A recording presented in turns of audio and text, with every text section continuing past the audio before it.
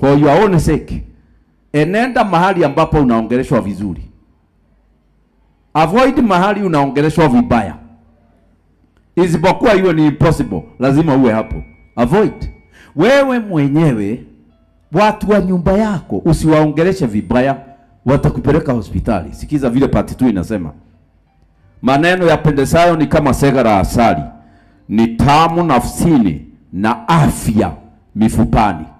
Kusema ukikaa na watu kwa nyumba, kwa family, kazini, kanisani, halafu mnaongeleshana vibaya, ni ugonjwa gani itapatikana nyumbani?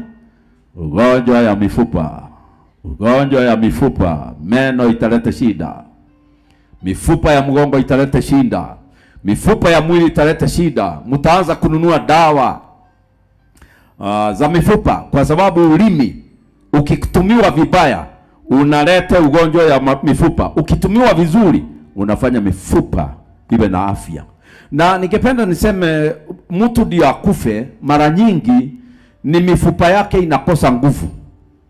Anapata ugonjwa fulani, halafu mifupa inakuwa haina uwezo, huyo mtu anashindwa kuamka, anashindwa kusimama. Ya mwanamke ambaye bwana yake anamtukana kila siku, lazima aende hospitali akaangaliwe mifupa. Kwa hivyo atajua x-ray ni nini, atajua MRI ni nini, atajua nini, ataangaliwa mifupa, ataenda kwa hospitali ya mifupa.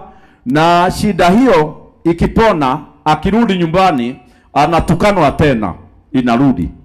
Huyo mtu atatumia pesa nyingi na mifupa, lakini ugonjwa ni yule wanakaa naye ana supply.